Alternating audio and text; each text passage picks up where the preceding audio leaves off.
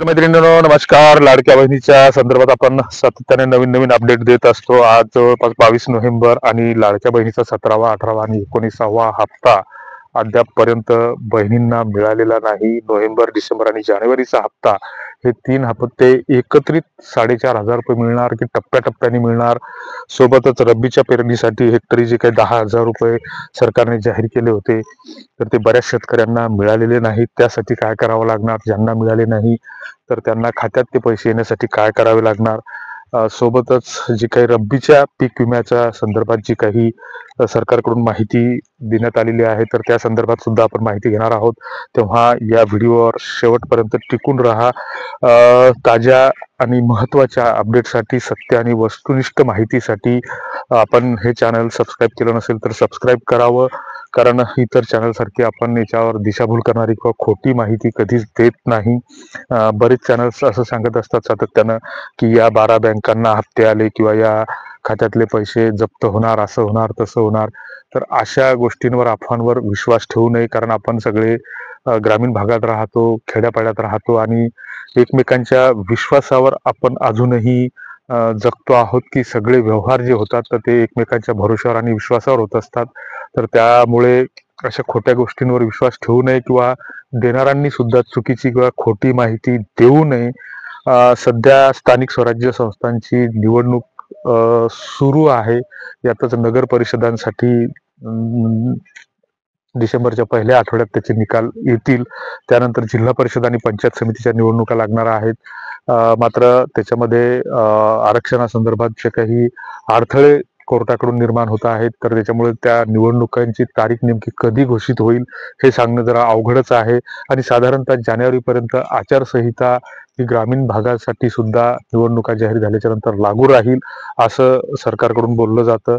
मात्र हे करत असताना सरकारला ज्या वेगवेगळ्या अनुदानाच्या तरतुदी करत असताना पैशाची जमवाजमव करावं लागते.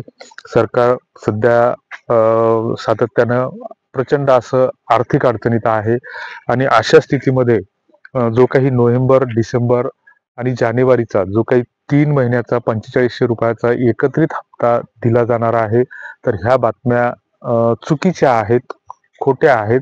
असं कुठलंही स्पष्टीकरण सरकारकडून आलेलं नाही. लाडक्या बहिणीच्या ई-केवायसी बाबत मात्र सूचना आलेल्या आहेत. त्याबद्दल आपण याआधी सुद्धा व्हिडिओ बनवलेले आहेत. आणि जे काही 45 रुपयाबद्दल सांगितलं जातं तर आचारसंहितेमुळं कदाचित जानेवारीमध्ये आचारसंहिता संपल्याच्या नंतर नोव्हेंबर, डिसेंबर आणि जानेवारीचे 3 महिन्याचे हप्ते एकत्रित 4,500 रुपये लाडक्या बहिणीच्या खात्याला जमा होतील असं सांगितलं जातं.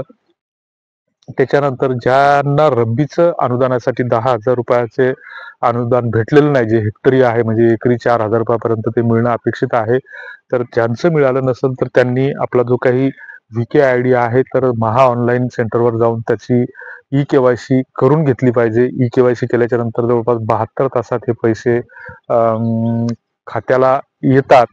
असे बऱ्याच जणांच्या खात्याला आलेले आहेत तर ती ई-केवायसीची पडताळणी करून घ्यावी. बऱ्याचदा काहींची ई-केवायसी पूर्ण झालेली असते मात्र ते पैसे आपण ज्यावेळेस शोधतो तर ते आपल्याला दिसत नाहीत.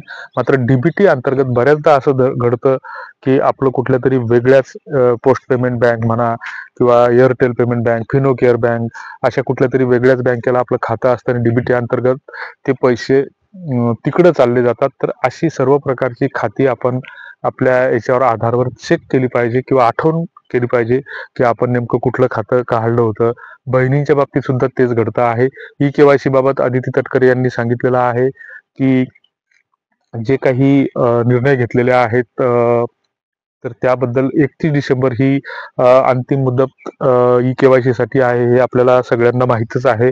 मात्र ही ई-केवायसी करत असताना ज्यांना पती किंवा वडील नाहीत तर अशांबाबत सॉफ्टवेअरमध्ये अपडेट करण्यात येईल किंवा तसा बदल करण्यात येईल असं सांगितलं होतं. मात्र आत्तापर्यंत तरी सॉफ्टवेअरमध्ये कुठलाच बदल केलेला नाही.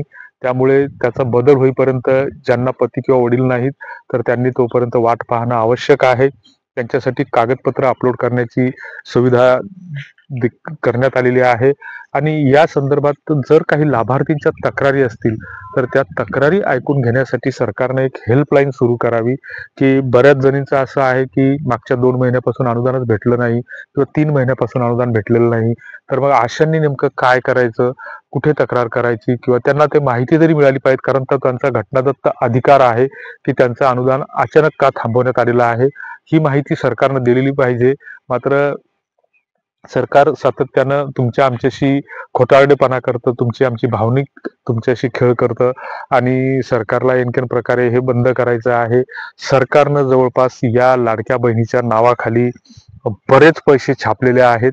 कारण लाडक्या बहिणीची जवळपास 1 कोटीच्या वर बहिणींची KYC अजून प्रक्रिया थांबलेली आहे. त्याचं कारण म्हणजे त्यांच्या आधारला मोबाईल नंबर लिंक नाही, पतीच्या आधारला मोबाईल नंबर लिंक नाही, त्यामुळे OTP येत नाही आणि हे करायसाठी त्या आधार सेंटरवर 1 दिवस 2 दिवस वाट पाहत बसावं लागतं.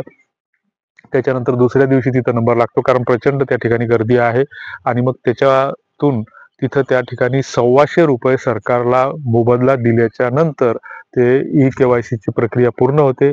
त्याच्यानंतर मोबाईल अपडेट व्हायला तसं पाहिलं तर 24 तासाच्या आत अपडेट व्हायला पाहिजे. मात्र 4-4, 5-5 दिवस त्याचा मेसेज येत नाही. कधी-कधी आठवडा लागतो. तर त्याच्यामुळे काळजी करण्याची काही गरज नाही. कारण OTPच येत नाही आणि पुन्हा गैरसमज होतो की बा आपलं आधारच अपडेट झालं नाही. मग परत आपण आधार सेंटरवर जातो, त्याला विचारायला जातो. तर अशी घाई करायची काही गरज नाही. 7 ते 8 दिवस तो मोबाईल नंबर अपडेट होण्यासाठी लागतात. तेव्हा अशा कुठल्याही अफवावर विश्वास ठेवू नका. तुमच्या काही सूचना असतील, फीडबॅक असतील तर कॉमेंट बॉक्समध्ये नक्की कळवा. धन्यवाद.